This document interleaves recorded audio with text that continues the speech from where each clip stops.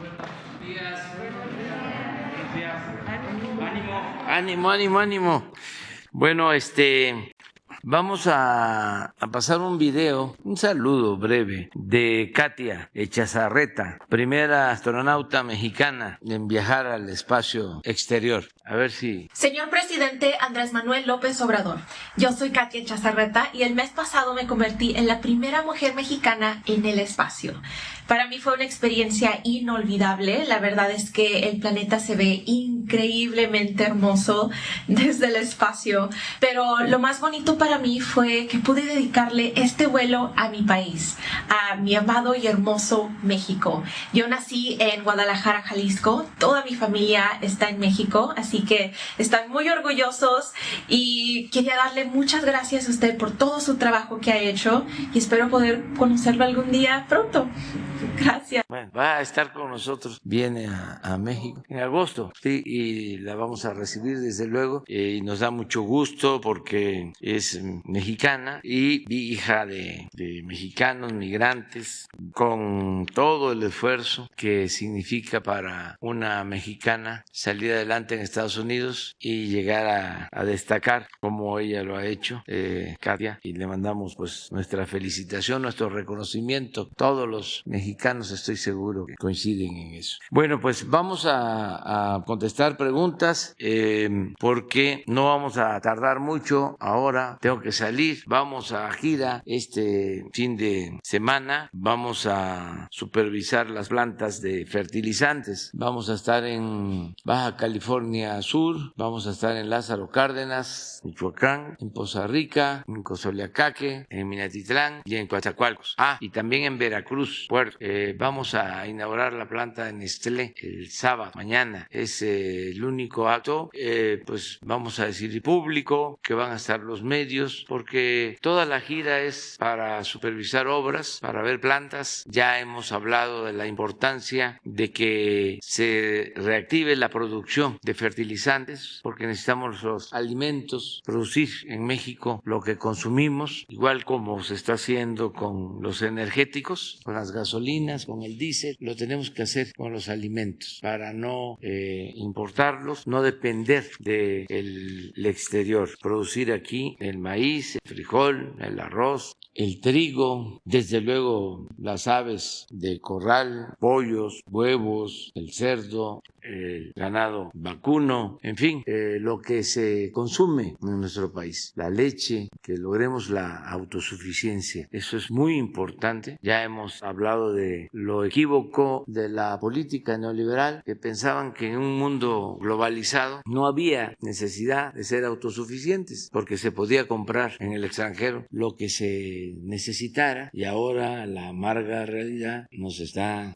señalando, nos está enseñando de que no es esa la mejor estrategia. Desde luego no podemos cerrar nuestras economías, pero procurar producir lo básico para ser independientes y poder mantener comercio en lo que tengamos de excedentes y en otras mercancías no básicas, porque depender de las gasolinas, por ejemplo, imagínense una economía que depende de energéticos del extranjero, o un pueblo que depende de alimentos que se adquieren en el extranjero en épocas de crisis, en épocas de confrontaciones bélicas. ¿Cómo se adquieren esos alimentos, esos energéticos? Además, nosotros tenemos potencial para producir lo que consumimos. Es importante que sepamos que estamos comprando en China 100,000 millones de dólares al año. Para tener una idea de esto, las remesas van a llegar este año, y esperamos que así sea, gracias a nuestros paisanos, a los 60,000 millones de dólares. Pero estamos importando 100,000 de China.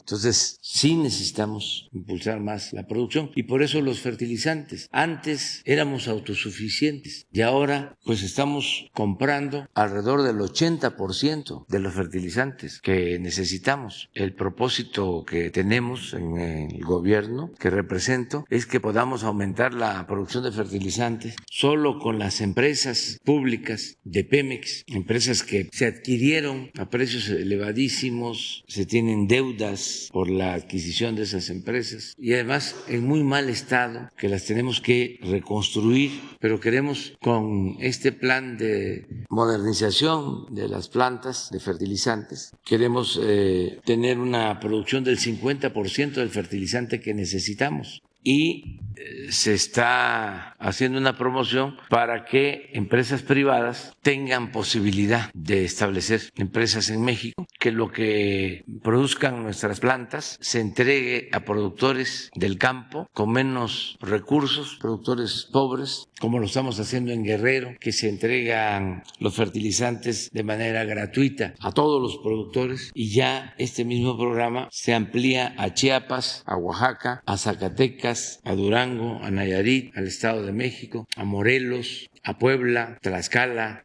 Lo que se produzca va a ser para apoyar a productores pequeños, y vamos a dar facilidades para empresas que puedan producir fertilizantes para el mercado.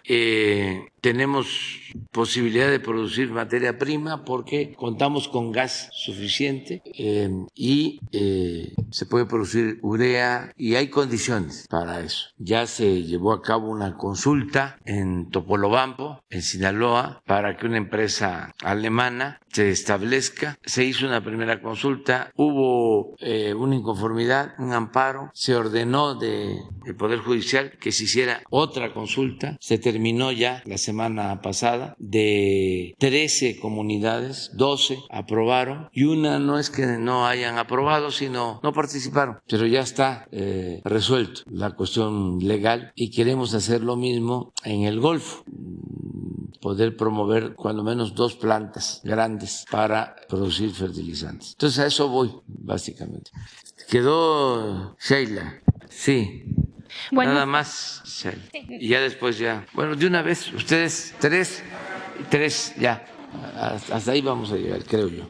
Buenos días, presidente. Shaila Rosagel, corresponsal de Grupo Gil y El Imparcial de Sonora, La Crónica de Mexicali y Frontera de Tijuana. Presidente, pues en primer lugar me gustaría que ahondara un poco más sobre lo que anunció ayer el compromiso que se hizo en las pláticas con el presidente Biden de incrementar las visas de trabajo para migrantes.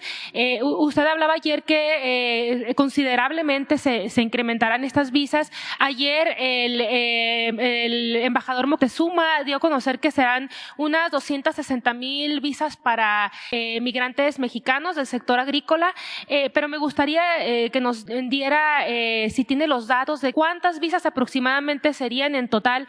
Entiendo pues que usted ha solicitado también no solo para mexicanos, sino para también centroamericanos. Entonces, ¿cómo se dividirían estas visas? ¿Para qué tipo de trabajo? Si nada más es para el sector agrícola, si es para otros sectores. ¿Cuándo, presidente, sobre todo, cuándo iniciarían a otorgarse estas visas? Bueno, firmamos un comunicado conjunto y ahí viene el compromiso del incremento de las visas temporales de trabajo para mexicanos y para Centroamérica. Le voy a pedir al secretario Marcelo Ebrard que informe sobre los acuerdos básicos, lo que se logró con la visita, porque sí hay el compromiso de aumento de las visas de trabajo, inversión también para Centroamérica, para los programas de bienestar, inversión para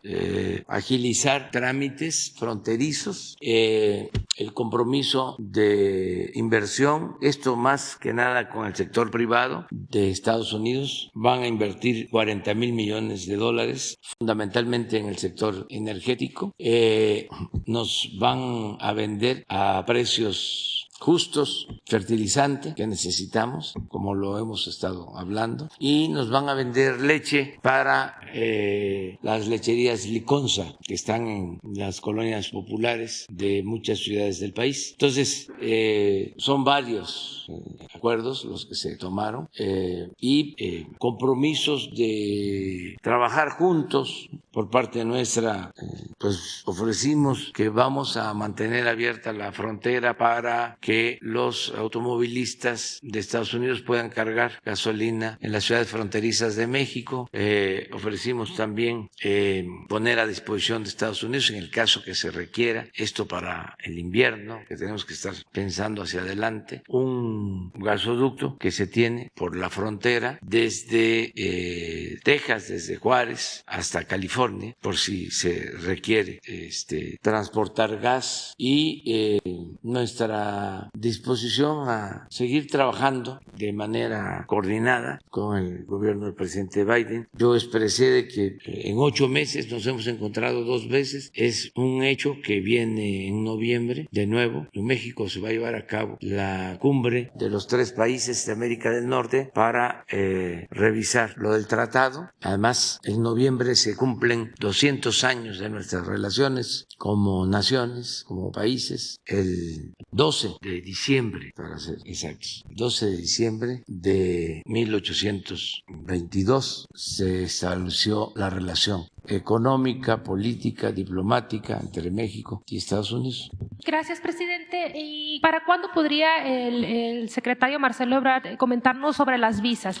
Yo creo que la semana que viene ya va a estar aquí. Él anda en una gira. Se quedó en Estados Unidos viendo cosas, precisamente estos acuerdos, y le vamos a pedir que esté con nosotros. Puede ser el martes próximo. Gracias, presidente. También habló sobre la regularización de migrantes, que usted lo propuso. Ayer hablaba de que era un tema pues que se tenía que hablar de la regularización de migrantes que viven allá. ¿Hubo algún compromiso en concreto del presidente Biden ante esta propuesta en sus conversaciones privadas? Bueno, se avanzó en lo de el aumento en las visas temporales de trabajo, y quedó planteado la necesidad de que se regularice a los mexicanos que llevan años trabajando en Estados Unidos. Se lo propuse abiertamente, públicamente, y también cuando platicamos de que era necesario el que se regularizara a nuestros paisanos, y de ahí viene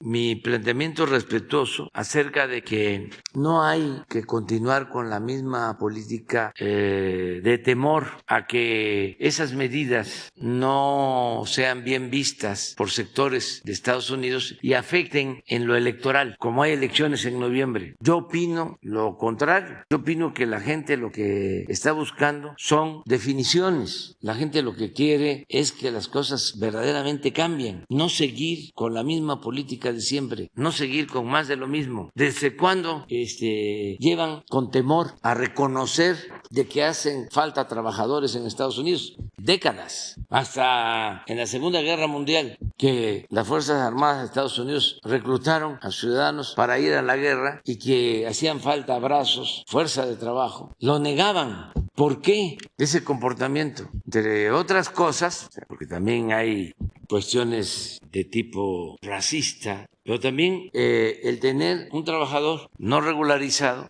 permite a empleadores sin escrúpulos pagarles menos y poder despedirlos cuando les da la gana. Pero es gravísimo el que este asunto no sea atendido por los gobiernos y que se quede en manos de particulares. De ahí viene lo de el tráfico de personas y la violación de derechos humanos y todo lo que padecemos. ¿Por qué no regularizamos esta situación y lo atendemos entre gobiernos para proteger al migrante? Además, aceptamos de que hace falta fuerza de trabajo. En Estados Unidos no hay suficiente mano de obra. Me decía un amigo que fue a un restaurante y estaban 3 mesas ocupadas y el resto vacías. Y llegaron y les dijeron, no hay servicio. ¿Pero cómo si están las mesas vacías? No tenemos trabajadores en la cocina y no tenemos trabajadores para atender las mesas. Un día antes de que nos viniéramos, hubo una tormenta en Washington y ya había salido de plataforma el avión a las 5 de la tarde y los estuvieron dentro del avión a los pasajeros. El caso es que hasta las 9 de la noche les dijeron que no iban a salir o que iban a esperar en una sala. Y terminó saliendo el avión a las 12 de la noche. Esto fue el martes, el avión de Washington. Y tuvieron que esperar porque no habían trabajadores para atender a los pasajeros. Imagínense que eso pasa aquí, en el Felipe Ángeles. el Reforma y el Universal y todos, 8 columnas. Bueno, pero regresando al tema, es que falta fuerza de trabajo. Entonces, ¿por qué no se regulariza y se le da certidumbre a la gente que ya está trabajando honradamente? Además, son excepcionales. Bueno, aquí está el caso de la astronauta mexicana. Es de lo mejor que hay. El mexicano, la mexicana que está de migrante en Estados Unidos, son luchonas, luchones, gente con mucha responsabilidad, trabajan 2 turnos. Los que están en Estados Unidos recuerdan los tiempos de las camas calientes, de la época de la expropiación petrolera, cuando los trabajadores mexicanos sacaron adelante la industria petrolera, porque decían los dueños de las compañías petroleras extranjeras que los íbamos a ir a buscar, porque no íbamos a poder los mexicanos echar a andar la industria petrolera nacional. Y sí se logró. Y llegaban a descansar a los cáteres, a las camas, y hablaban de las camas calientes, porque se paraba uno a trabajar y llegaba otro. Y esto hacen muchos en Estados Unidos, 2 turnos. Y rentan una casa y ahí están 10, 20 en literas y trabajando. Además, fíjense que le aprobaron al presidente Biden en el Congreso más de $1 billón, 1.2 billones de dólares para infraestructura. Claro, eso fue el año pasado, todavía no ejercen recursos, pero suponiendo que ya empiecen, estamos hablando de construcción o ampliación de puertos, ferrocarriles, carreteras, obra pública, infraestructura. ¿Con qué manos de obra van a llevar a cabo ese plan de infraestructura?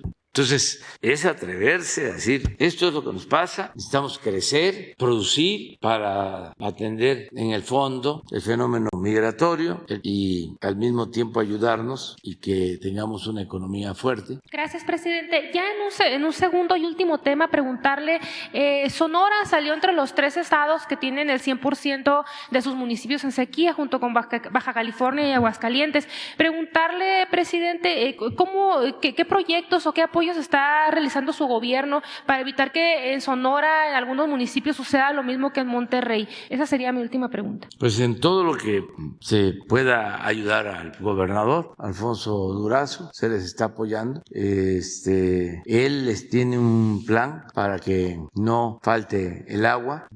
Han hecho obras, está pendiente para que no escasee el agua. En Hermosillo, sobre todo, han hecho obras en la presa, en el Novillo, para tener más profundidad en el bombeo y llevar más agua a Hermosillo. Ya ha estado en eso y nosotros estamos ayudando. Eso es lo que puedo comentar.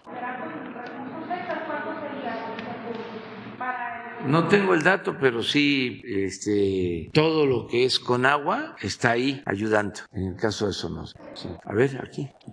Buenos días, presidente, compañeros. Beatriz Contreras Castillo, de la revista Polemón. El día de ayer lo visitó el líder social Jean-Luc Mélenchon de Francia, y él y también el presidente Maduro hicieron unas declaraciones en las que coinciden, porque ambos piensan que usted no solo representa a México, sino a toda América Latina. Incluso el activista Jean-Luc Mélenchon nos dijo ayer en la conferencia de prensa que usted es un verdadero líder de toda América Latina. ¿Qué piensa de estas declaraciones de ambos personajes? Pues que les agradezco mucho a los dos sus comentarios. Hay muy buenos dirigentes en América Latina, a personajes que yo veo con mucho respeto. Es el caso de Alberto Fernández, presidente de Argentina. Es una persona con convicciones, honesto, muy preparado, con oficio político, y ya dije, con convicciones, con dimensión social. El presidente de Bolivia, Luis Arce, de primera, fue el secretario de Finanzas de Evo Morales. Esto no lo sabe la gente porque los medios están controlados por el conservadurismo. No todos, ¿no? Pero la mayoría, sobre todo los medios electrónicos convencionales. Pero durante el tiempo que Evo fue presidente y Luis Arce el encargado de Hacienda, Bolivia fue el país con más crecimiento económico en América. Y ahora, gracias al pueblo boliviano, sobre todo a la gente humilde, después del golpe de Estado,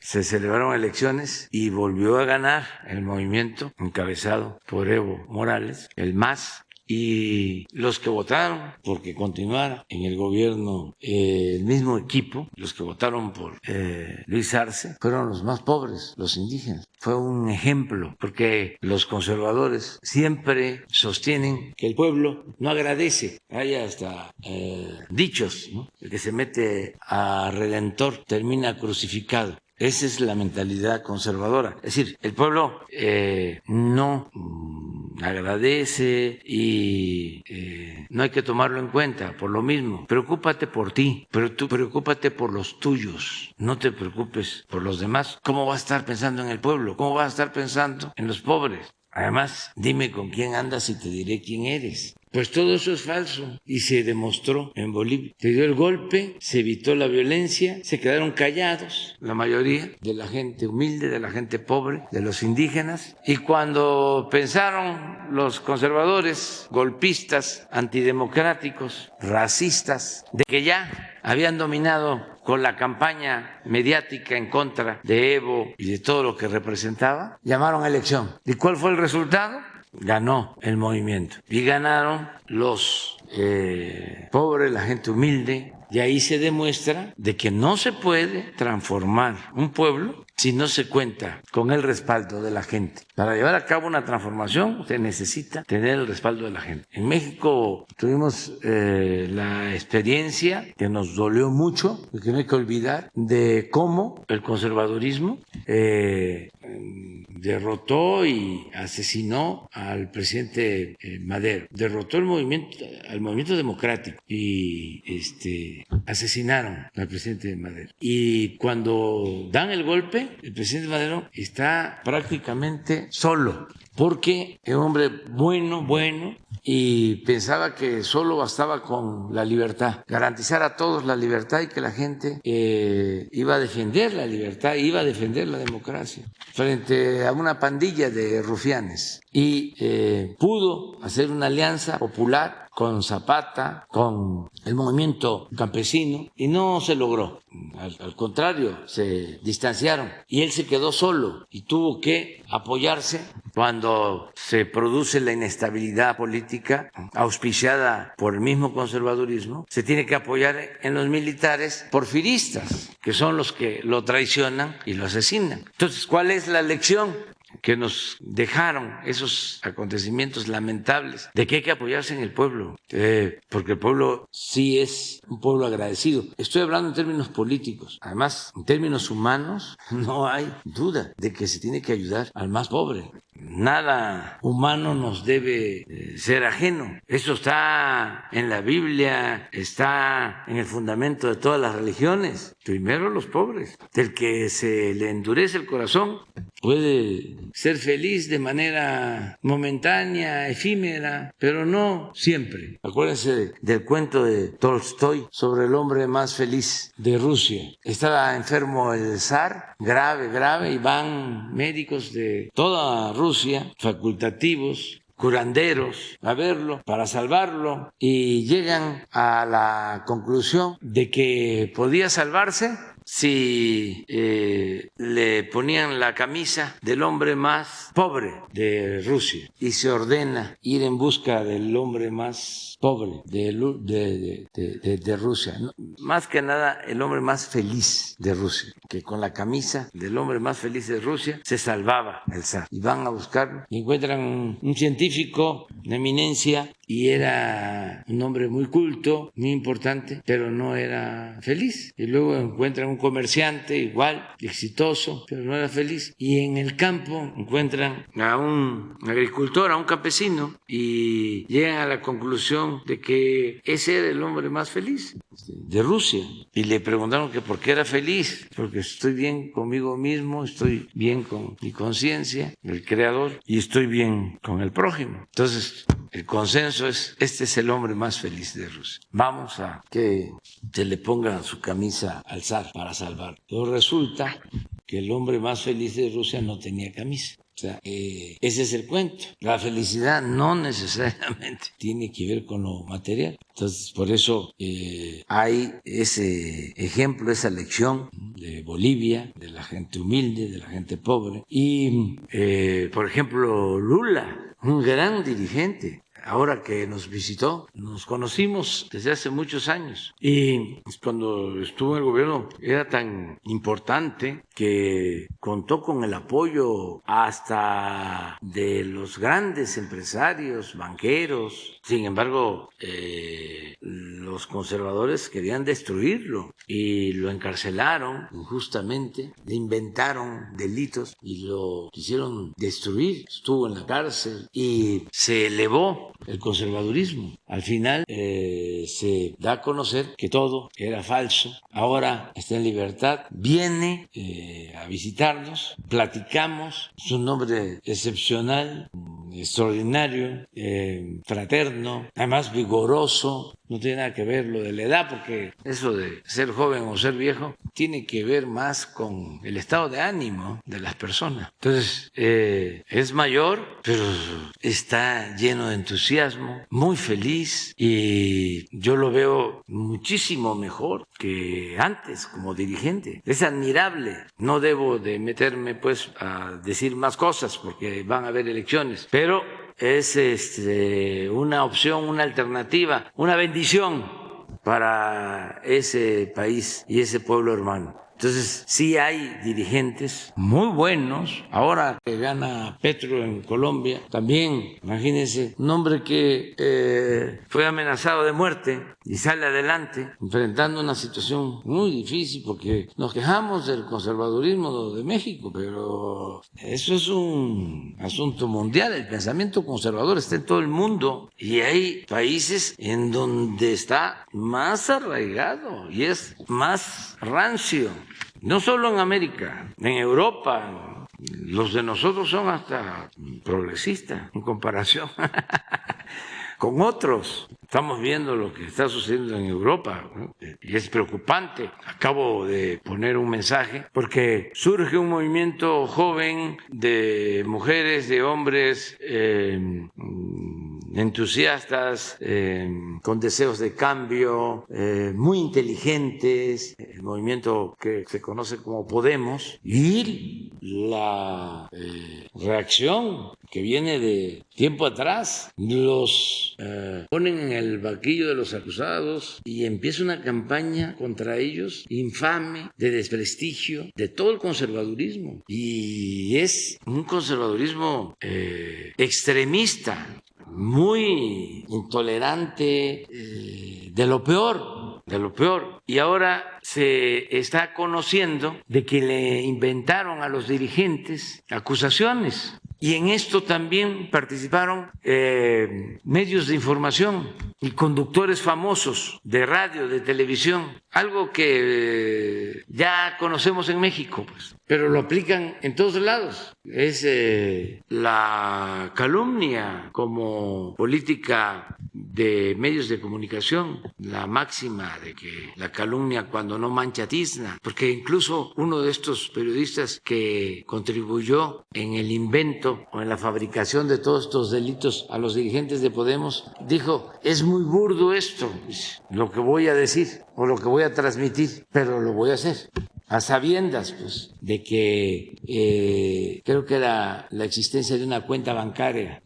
Esto no se sostiene, no tiene fortaleza, sin embargo, lo voy a lanzar. Entonces, en América hay ahora un despertar de conciencias en toda América y muy buenos dirigentes.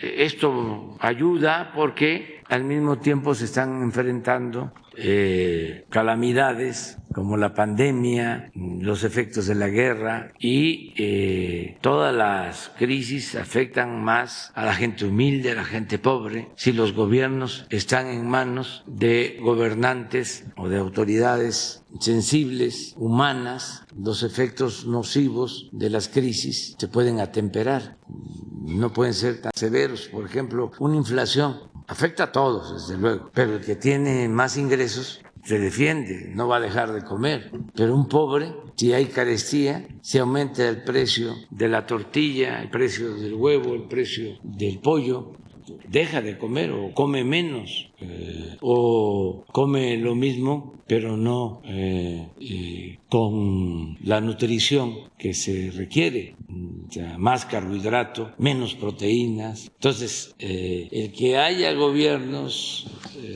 que representen al pueblo ayuda mucho. Melechón decía ayer algo que decía que cuando hablaba de nosotros, hay una cosa rara, dice, en México.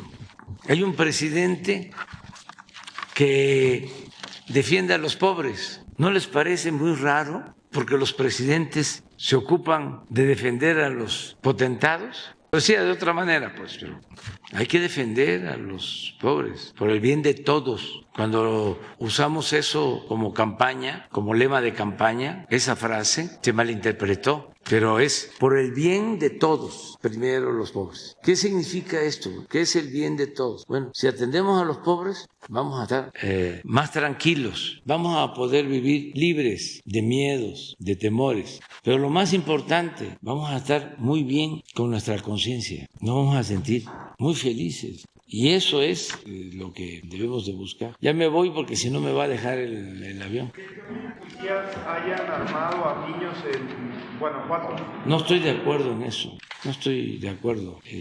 Eso lo hacen en otros países. Nosotros no debemos de copiar eso.